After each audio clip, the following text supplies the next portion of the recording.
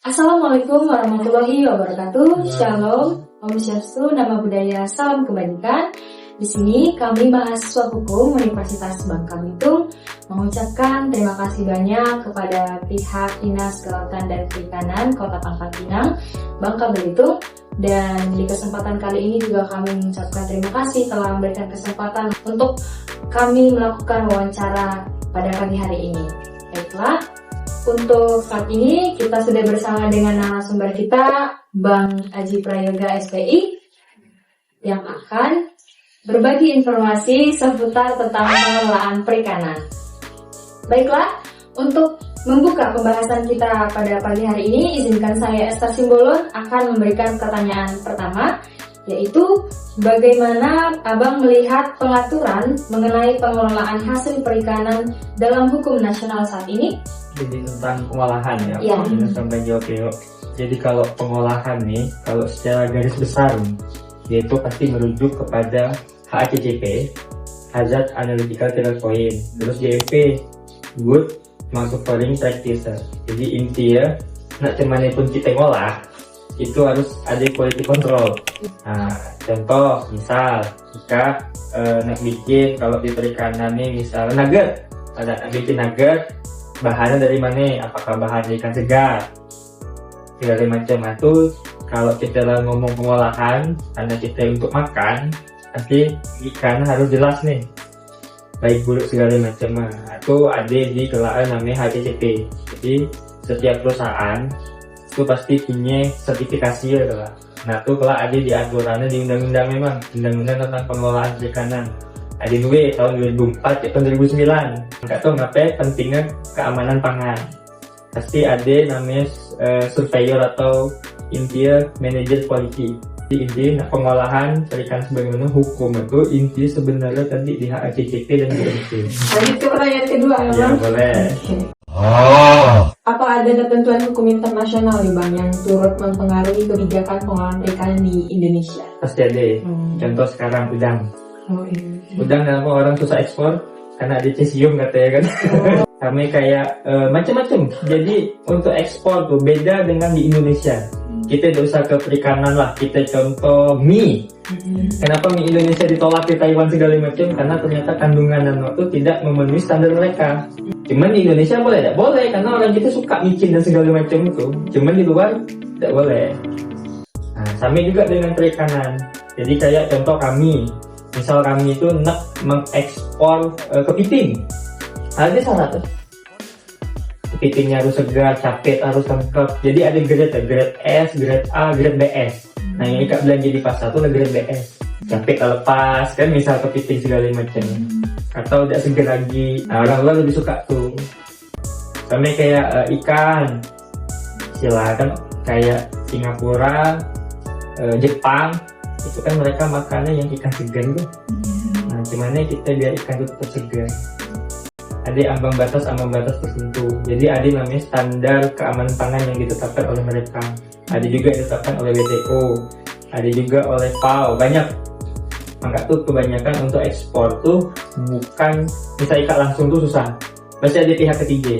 Karena pertama untuk ekspor tuh ada ketentuan yang paling susah itu untuk memenuhi kuota. Misal udang, syarat ekspornya ada 1 ton. Nah sedangkan tambak kadang bisa 100 kilo. Nah gimana yang memenuhi 100 ton? Nah, dikumpul di suatu tempat baru diekspor. Dan semua yang akan ekspor tuh ada lembaga di sini, di setiap daerah tuh ada yang namanya BPMHPP. Jadi yang menjamin mutu dan sertifikasi juga mereka yang lulus surat boleh ekspor.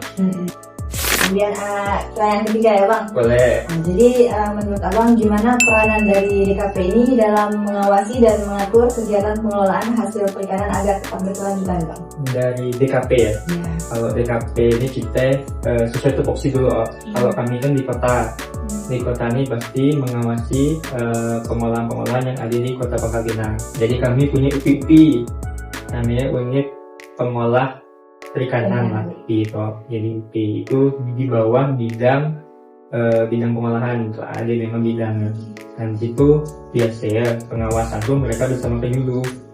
Jadi UP kita itu contohnya kayak kretek, kericu, mereka bikin kemplang. Nah, gimana kita ngawasa pertama ya pasti kita kunjungan itu ada, terus bahan-bahan mereka yang digunakan tuh apa baik sesuai dengan aturan. Kita ini kan banyak nih, jadi UPI itu tidak hanya dari kami pengawasan, jadi dinas perindustrian dan perdagangan juga diawasi, terus dari macam itu banyak. Terus standar dari KKP juga ada, kami mereka jual kemana nih, kalau jual sebatas lokal ya ceni baik aturan tapi ketika mereka ingin ekspor, beda boleh aturan. Jadi menyesuaikan masing-masing. Kalau kami yang ngawasi di inspeksi rutin, audit itu pasti dilakukan. Karena kalau UPI kita ini alhamdulillah rata-rata itu yang penting minimal dia itu HACCP terpenuhi, GMP terpenuhi, terus biasanya kami arahkan mereka ke label halal. Pertanyaan selanjutnya Bang ya. Boleh. Tadi kan Abang sudah menjelaskan tuh terkait pengolahan hasil perikanan. Nah, apa aja sih Bang tantangan yang dihadapi pemerintah khususnya di DKP dalam menegakkan hukum terkait pengolahan hasil perikanan tersebut? Jadi kalau masalah hukum nih, kalau pengolahan lah, ketika kita bicara pengolahan, kalau yang UPI yang normal, kita bukan lebih ke penerapan hukumnya, tapi lebih ke pembinaannya. Karena kalau kita langsung tegakkan, mereka nanti jauh lah dari kita dan susah untuk berkembang lah. Memang banyak sih tantangannya. Pertama orang-orang tuh karena sudah lama untuk berubah itu jadi lebih susah. Untuk dapat teknologi baru tuh kita perlu lebih lah segala macam itu kalau yang UPI normal. Tapi ada yang istilahnya bukan UPI gitu, istilah yang ekspor perusahaan segala macam. Nah, pengawasan banyak kalau dari DLH dari kami ada, dari kalau kami di ikan baik, kalau DLH banyak buang limbahnya di mana segala macam. Kalau mereka buang limbah biasa ya tidak langsung penegakan, ketemu dulu. Nah, diberi waktu sekian bulan berubah atau tidak. Kalau tidak berubah baru lanjut SP2 SP3. Jadi lah ada memang aturan-aturan tidak tok dia salah langsung kita tutup dah. Jadi penegakan tuh, jadi kita lebih ke secara persuasif. Kenapa kita tuh susah gitu? Nah kita ngawasi juga susah, karena bukan bagian dari kita gitu. Itu kan ada satu PP yang ngurus itu. Jadi tantangan tuh banyak sebenarnya. Dari SDM, dari kita ya, dari regulasi ya. Jadi tantangan kita pertama ini administrasi ya. Pertanyaan kelima ya Bang. Bagaimana mekanisme kerjasama Indonesia dengan negara lain dalam bidang pengolahan atau ekspor hasil perikanan? Kalau kerjasama di KKP sendiri sekarang ini sudah melihat ke arah Vietnam. Jadi Vietnam tuh makanya bisa ekspor lebih besar dari kita. Istilah meningkat terus setiap tahun. Negara kecil. Bahkan lada kita pun